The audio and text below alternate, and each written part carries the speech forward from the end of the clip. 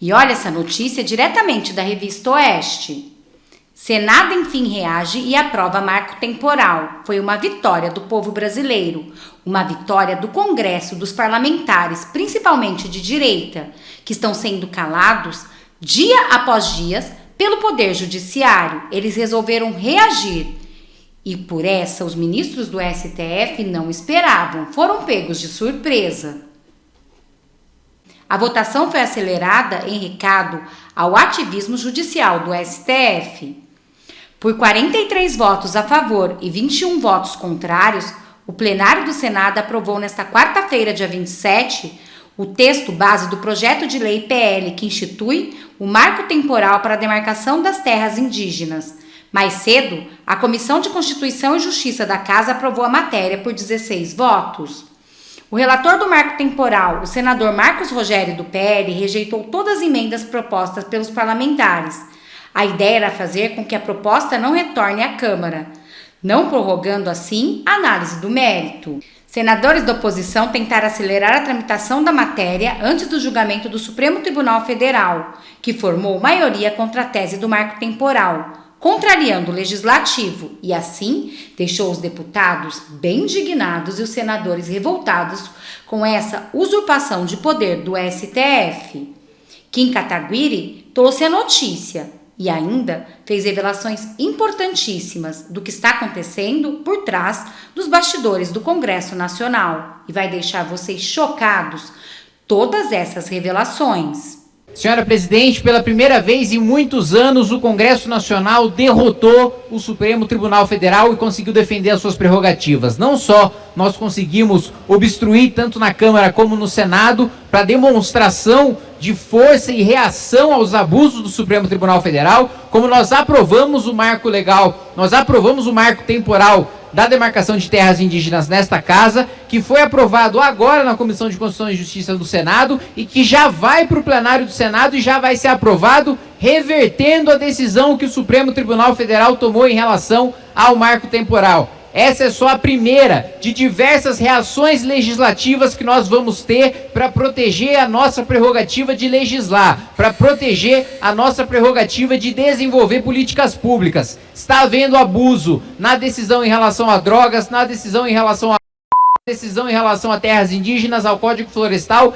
e por aí vai. Portanto, quero comemorar esta vitória e essa reação do Congresso Nacional em relação ao Supremo Tribunal Federal e dizer que espero que muitas outras, que o Supremo espere muitas outras reações deste Parlamento, muitas outras vitórias deste Parlamento contra o Supremo Tribunal Federal e os seus abusos para defender as nossas prerrogativas parlamentares. Obrigado, presidente. Viram, gente, uma vitória do povo brasileiro, principalmente uma vitória do Congresso Nacional, que está sendo a todo instante usurpado e, na verdade, humilhado pelo Judiciário brasileiro. E é por isso que o deputado Kim Kataguiri está tão revoltado. Olha o que ele vai dizer. Mas, graças a Deus, tivemos uma vitória, mas a luta ainda continua. Senhor presidente, eu pergunto a este parlamento, para que é que nós servirmos? Por que que a gente ainda existe? O Supremo Tribunal Federal decide tudo por nós. Todas as matérias de interesse nacional estão sendo decididas pelo Supremo. Por que que a gente está gastando dinheiro com deputado, com senador, em manter a Câmara dos Deputados, os consultores, os analistas, as audiências públicas? De que serve todo o trabalho que nós fazemos aqui se o Supremo Tribunal Federal legisla e decide por todos nós? Quando um eleitor meu me pergunta, vai lá, Kim, você não entrou com 300 mil votos, faz alguma coisa, o que você pode fazer sobre o julgamento de aborto? Eu digo, nada. Não tenho poder nenhum. O que você pode fazer sobre o julgamento da contribuição do imposto sindical, da contribuição social? Nada. Não tenho poder nenhum.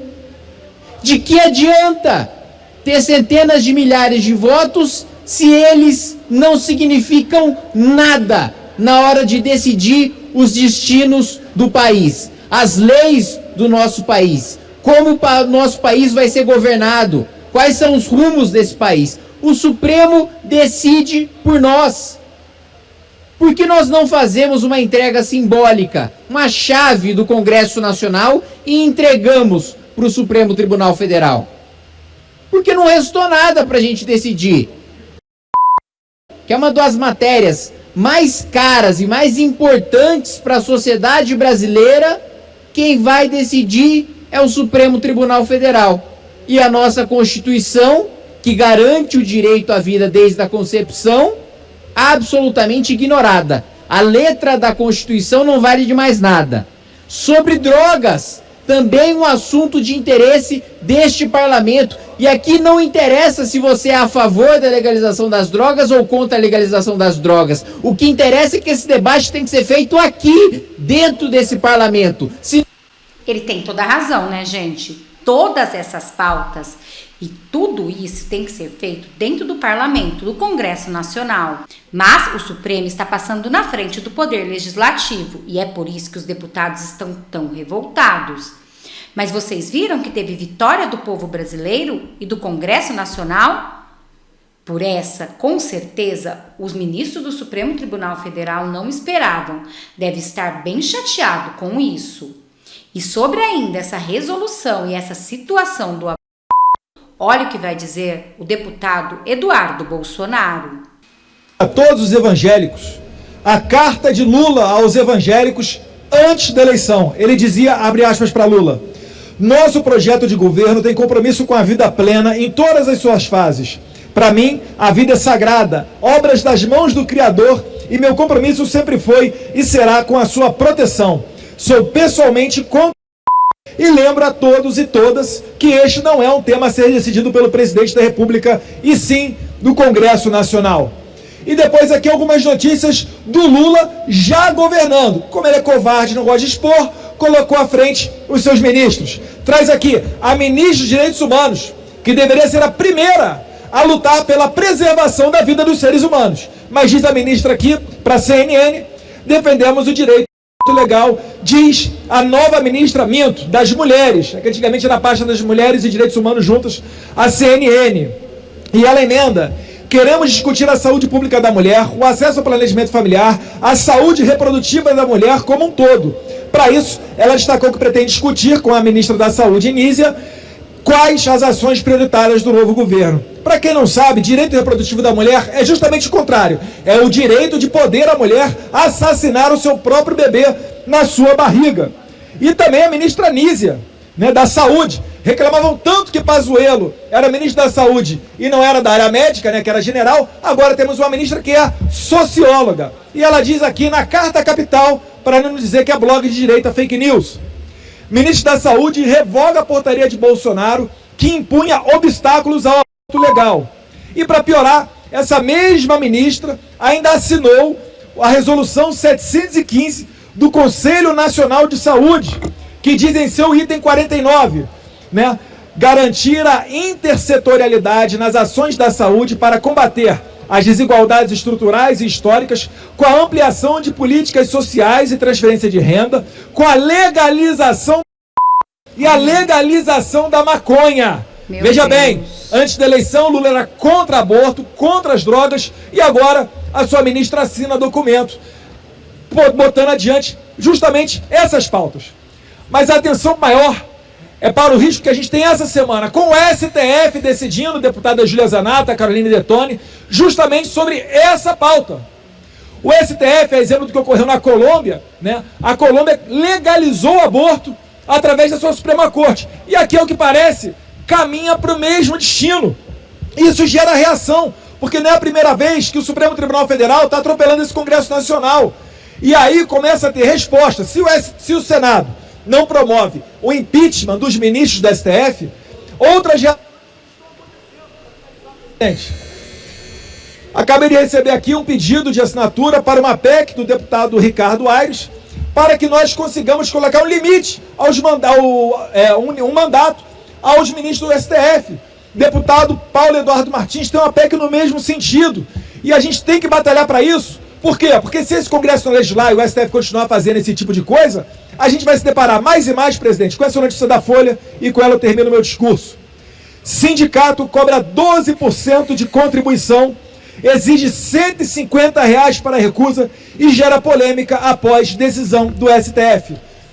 Vossas Excelências, ministros do Olimpo, os senhores é que vão pagar essa conta aqui de 12% do salário. E se quiser se contrapor a isso, tem que pagar R$150 para não pagar o imposto sindical.